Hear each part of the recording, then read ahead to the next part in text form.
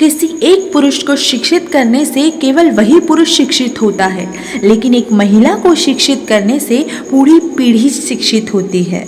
महिलाओं को कमजोर समझना एक अपराध के समान है। यह पुरुषों द्वारा महिलाओं के प्रति अन्याय है। यह बलशाली होने का अर्थ नैतिक रूप से बलशाली होना है, तो पुरुषों से कहीं ज्यादा श्रेष्ठ महिलाएं हैं।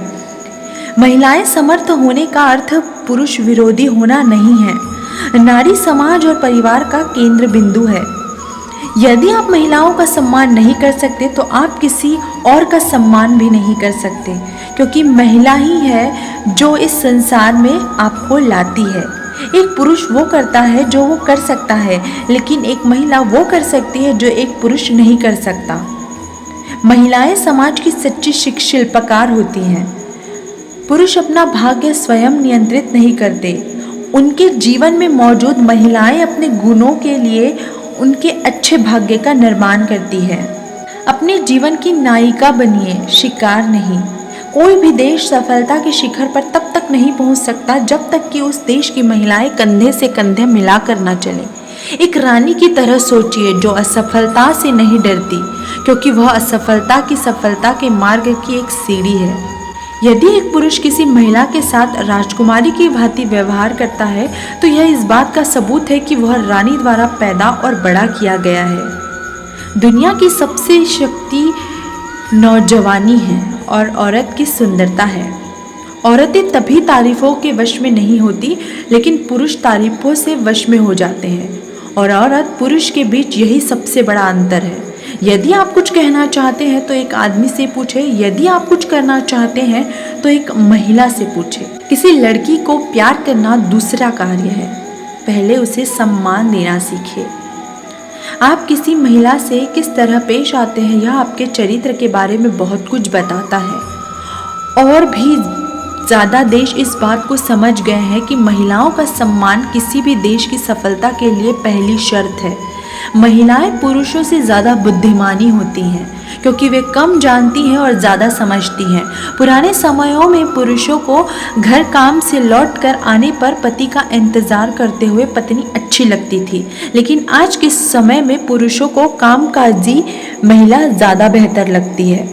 बहुत से आकर्षक लड़कों के साथ बेवकूफ़ लड़कियों को देखा जा सकता है, लेकिन एक आकर्षक और समझदार लड़की के साथ बेवकूफ़ लड़का दिखना बेहद मुश्किल है। हर दिन के अंत में प्रत्येक महिला को यह पसंद होता है कि दूसरा लोग उनके साथ सम्मान व दया का भाव रखे। नारी को अबला कहना उसकी मानहानि करना है।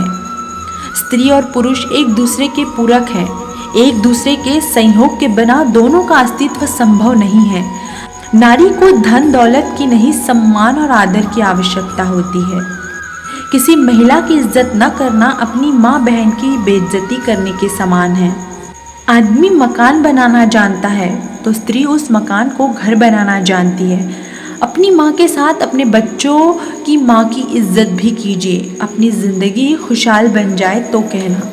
यदि किसी लड़की को आपकी वजह से अपना रास्ता बदलना पड़ जाए तो आप और गली के कुत्ते में कोई फ़र्क नहीं। जैसा पुरुष की चाह अपनी बेटी के लिए रखते हैं वैसा पुरुष बनना चाहिए आपको। अपने जीवन में शामिल हर महिला की इज्जत कीजिए, चाहे वह दादी, नानी, माँ, बहन, पत्नी, बहू या दोस्त क्यों न हो।